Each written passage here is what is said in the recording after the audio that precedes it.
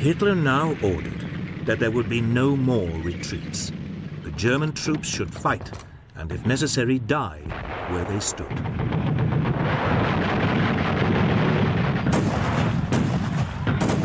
It worked. The German line gradually steadied. But Stalin, elated by the Red Army's success, now demanded a massive advance across the whole front. Marshal Zhukov, one of Stalin's most trusted commanders, tried to dissuade him, but Stalin was determined.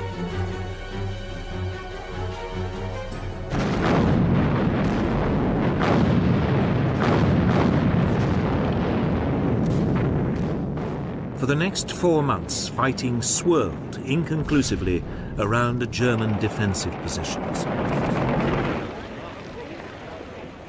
For Hitler, this was a very uncomfortable situation. He was used to and expected quick results. Now he was dangerously bogged down in the Soviet Union and facing an enemy that never seemed to give up.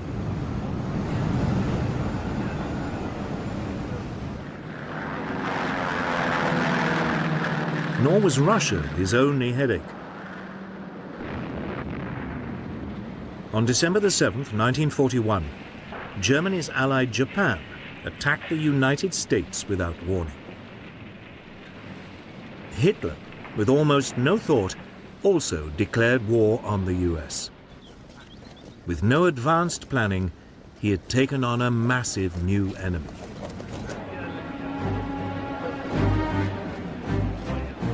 As 1941 became 1942, Hitler remained determined to go on the offensive again in Russia. But he needed a new strategy. The original plan of fighting across the whole front was no longer tenable. Moreover, as his economic advisors told him, Germany's oil supplies were running low. So he decided to halt the attacks in the north and instead head for Russia's oil fields in the south.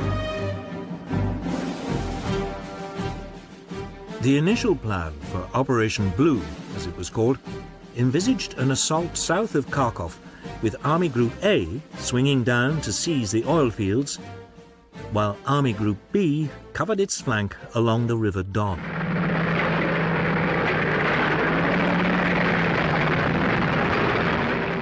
Straight away, there was a brutal encounter with Soviet forces trying to retake Kharkov.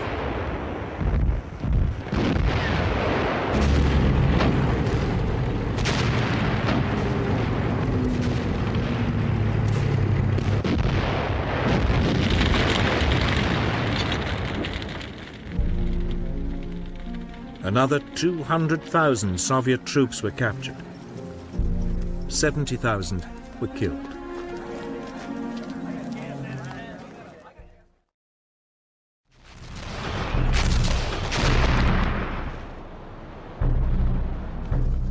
As part of the same operation, the Germans tightened their siege of the port of Sebastopol in the Crimea. For 8 months, the defenders had been under constant bombardment from German artillery, including a massive 400mm railway gun.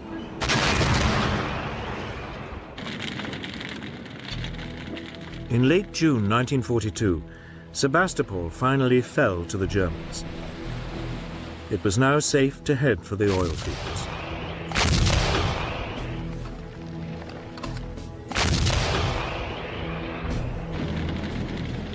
On June the 28th, the offensive began.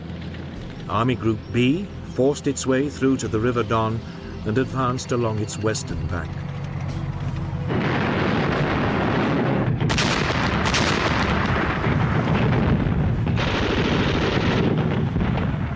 Army Group A faced stronger resistance.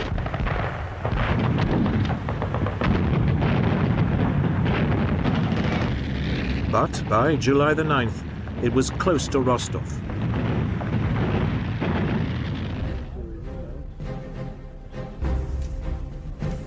Hitler now made a series of what would turn out to be serious strategic blunders.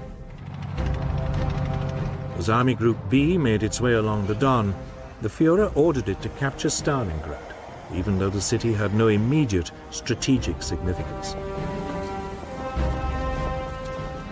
The army had suddenly been given a massive new task. 2 weeks later, Hitler compounded his misjudgment. Frustrated by the slow progress of the campaign in the Caucasus, he diverted the bulk of his panzers down to the mountains. The march on Stalingrad slowed noticeably.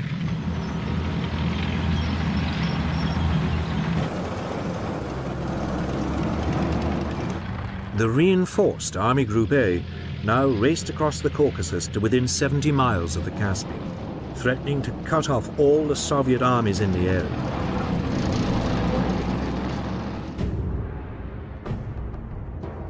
But then Hitler changed his mind again.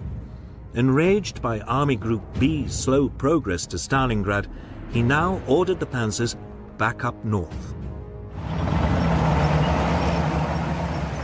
On August the 9th, Army Group A seized the first of the southern oil fields at Mykop. It found them comprehensively trashed.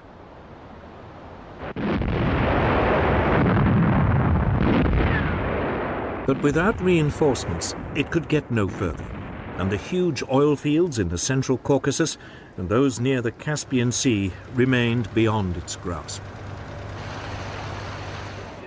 But by now, Hitler's attention had shifted again. In late August, German forces were within striking distance of Stalingrad.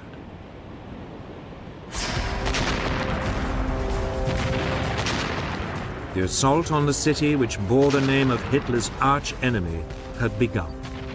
It would be one of the most crucial battles of World War II.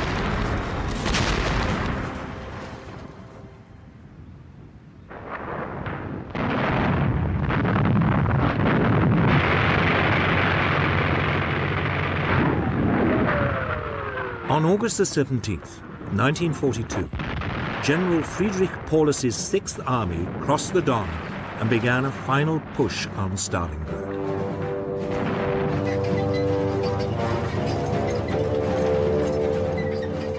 Six days later, one panzer thrust had reached the Volga River just north of the city, and German forces were fighting in the outer suburbs.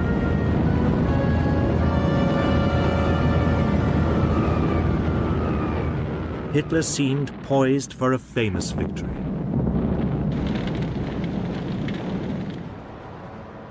Stalingrad was an important industrial center.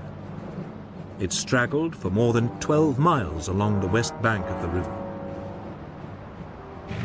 Its factories produced over a quarter of the Soviet Union's tractors and trucks, as well as tanks and guns. The Russian people had turned it into a formidable fortress. They had been helped by Hitler's decision to send Army Group B's panzers to the south. This had given them another 2 weeks to prepare.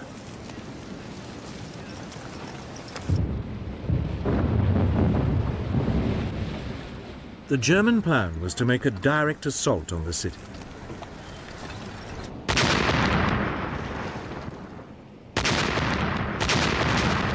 Now began one of the most prolonged and intense battles of World War II.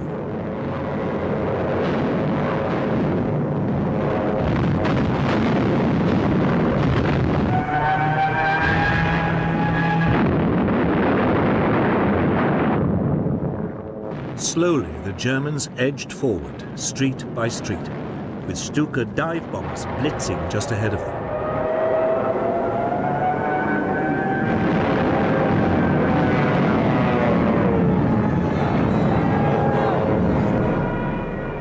The fighting was savage, house to house, room by room.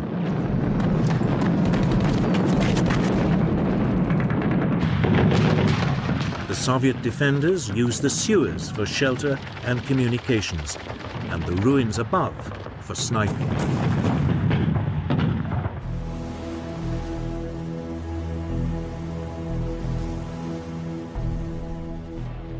Russian reinforcements had to be brought across the river.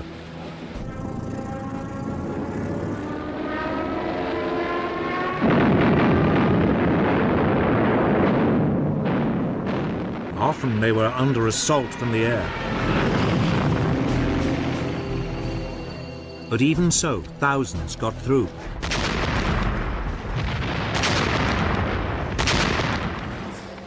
By late September, the Germans had pushed their way through most of the city, almost to the Volga. For Hitler, the capture of Stalingrad was now an obsession.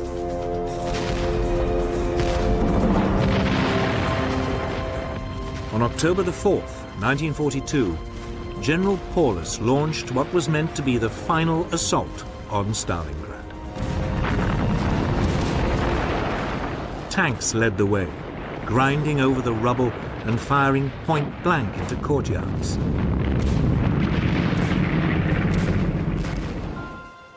One German officer said, "The advance is measured in corpses, not meters." German victory seemed certain, but in fact, the Germans were dangerously overextended. By mid-November, the Soviet army was bringing in reinforcements. More than 1 million troops, 13,500 guns, 900 tanks, and over 1,000 aircraft were secretly moved to the battle zone.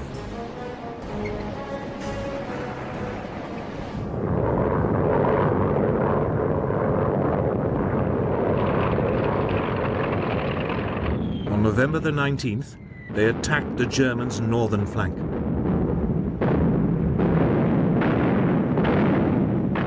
After a massive artillery barrage, the T-34s and assault infantry burst through the German positions. Now it was the Germans who surrendered in their thousands.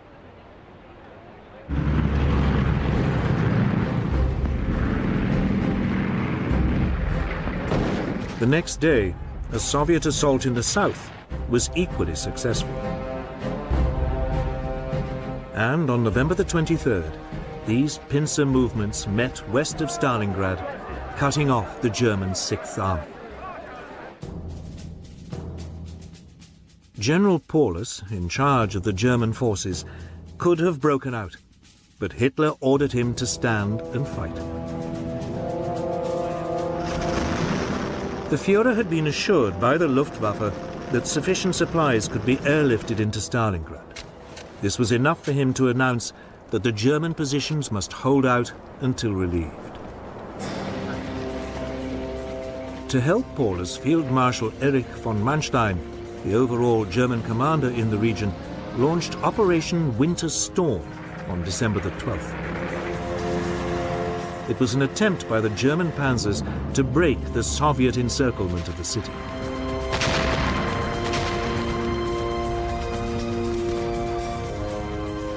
For 2 days it went well, but then Red Army resistance increased. By December the 23rd, the German rescue attempt had ground to a halt about 30 miles from the city. Manstein advised the beleaguered Paulus to attempt to break out of Stalingrad. But Paulus wanted Hitler's permission. This was refused. It was probably too late anyway. Marshal Zhukov now unleashed the next stage of his master plan.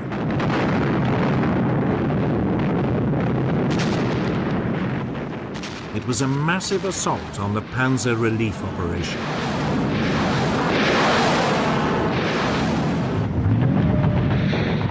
The panzers were pushed back, away from the city, and by the end of December, all hope of relieving the German forces in Stalingrad had gone.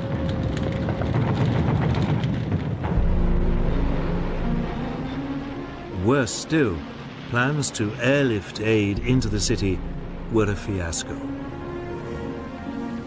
The German troops needed 700 tons of supplies a day to survive. They never received more than 80.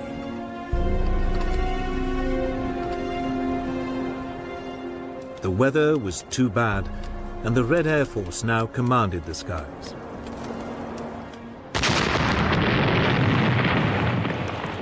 Steadily, the Soviet troops squeezed in on the encircled Germans. 200,000 men were trapped.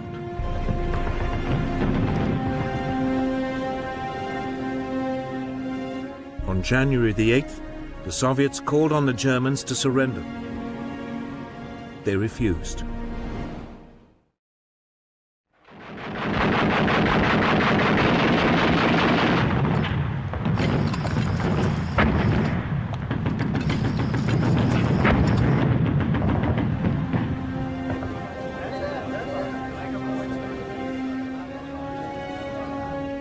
On January the 31st, 1943, Paulus was forced to surrender.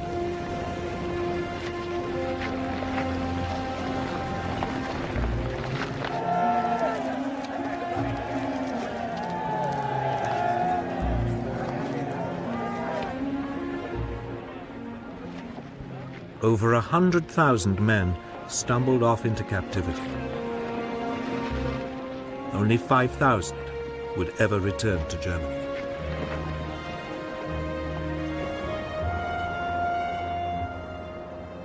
Stalingrad had been a bloody battle. The Germans had been savaged. They had lost some 300,000 of their men and at least as many of their allies.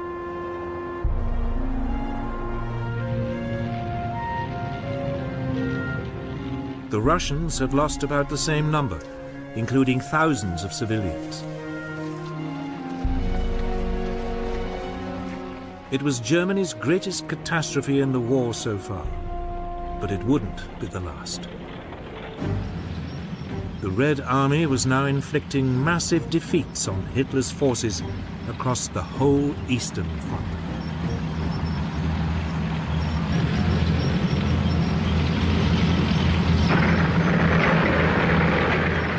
Stalingrad had been a great triumph for the Soviet army.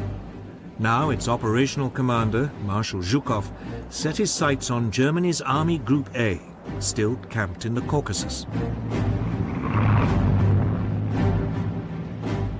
Soviet troops thrust their way west of Stalingrad, and by early December 1942 were within 120 miles of Rostov. There was a real possibility all the German forces in the south would be cut off. With little choice, Hitler reluctantly gave Army Group A permission to fall back.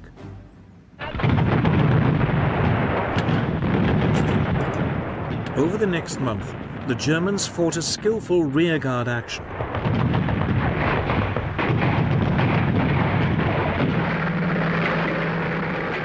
Hundreds of thousands of troops withdrew. Then, on January the 12th, 1943, Zhukov launched an all-out assault.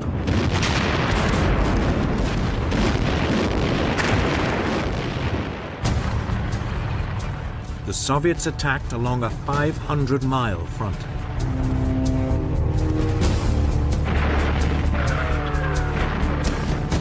Outnumbered 7-1, von Manstein, the overall commander of German forces in the region, fought a brilliant mobile retreat.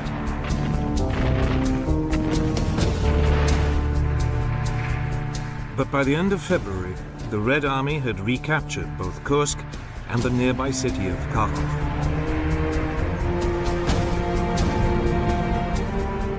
This Russian winter offensive had struck a crippling blow to German power. Over a matter of months, it had lost 1 million men and vast numbers of tanks and guns. The Red Army still had enormous reserves of manpower.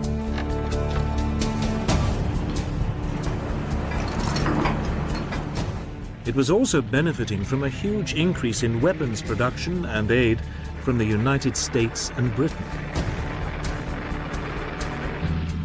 The Germans also no longer had the technological upper hand. The T-34 tank was more than a match for the Panzer Mark IV. And they also had the terrifying Katyusha multiple rocket system, which shattered German troops.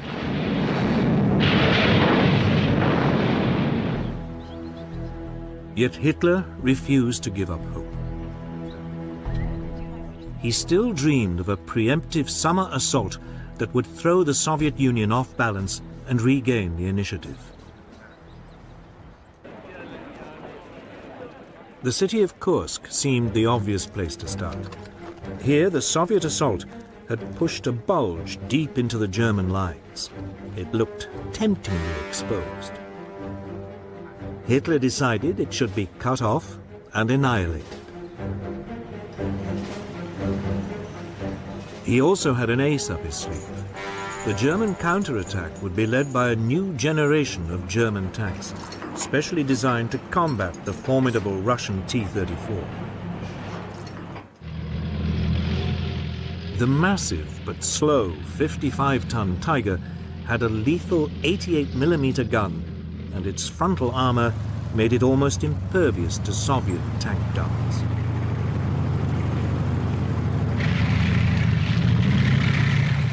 And then there was the faster 43-ton Panther with a new 75mm gun, also capable of knocking out the T-34. These tanks were so new, Hitler was forced to delay the attack whilst sufficient numbers were manufactured and delivered to the front.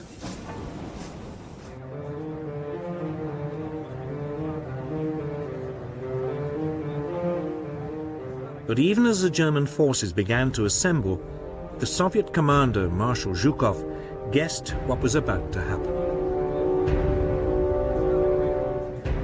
Soon afterwards, he received information from a Soviet spy ring inside the German High Command, confirming the site of the attack.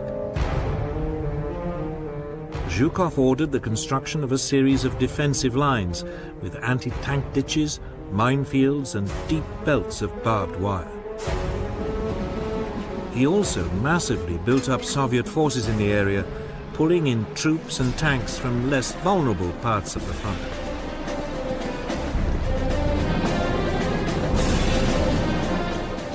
By the eve of the assault on Kursk, the Germans were hugely outnumbered by Soviet defenders, who also knew exactly when the Germans would attack.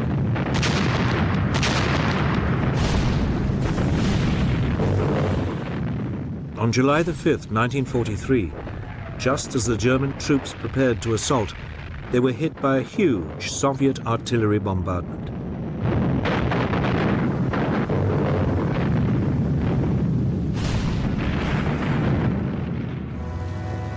Even so, the next morning, the panzers still rolled forward.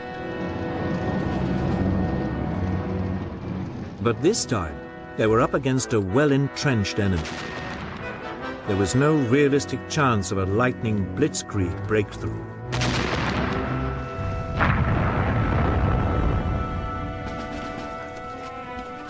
The results were disastrous. In the north, the German army gained a mere 6 miles for the loss of 25,000 men and more than 200 tanks.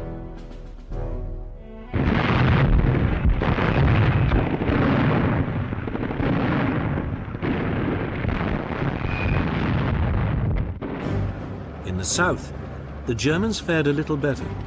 A wedge 25 miles deep was driven into the Soviet defenses, but it also came at a high price. 10,000 men were killed and 350 tanks destroyed.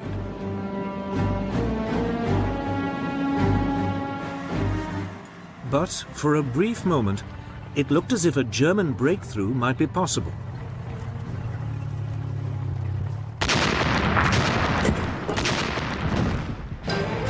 Then Zhukov threw in his reserves.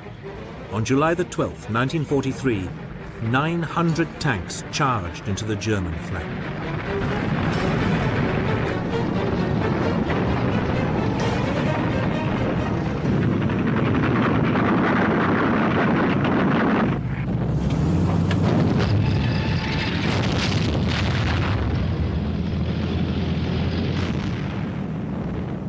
almost 2,000 tanks now engaged in what was the largest armoured battle of World War II.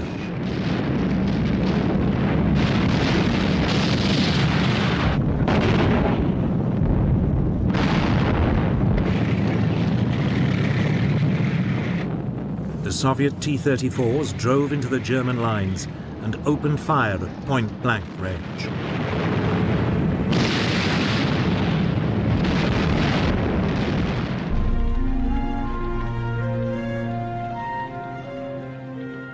After a single day of brutal combat, the Germans had lost a further 350 tanks and were retreating.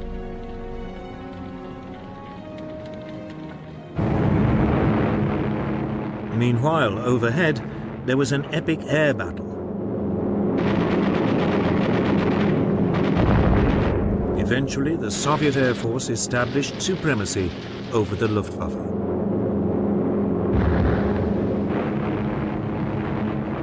Now the Russians could unleash their formidable Ilyushin IL-2 Stormovik tank killers.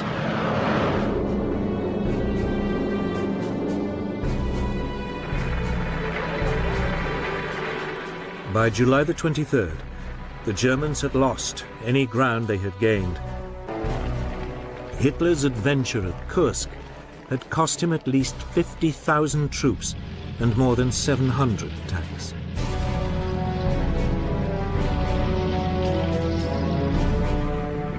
Never again would the Germans launch a major offensive on the Eastern Front.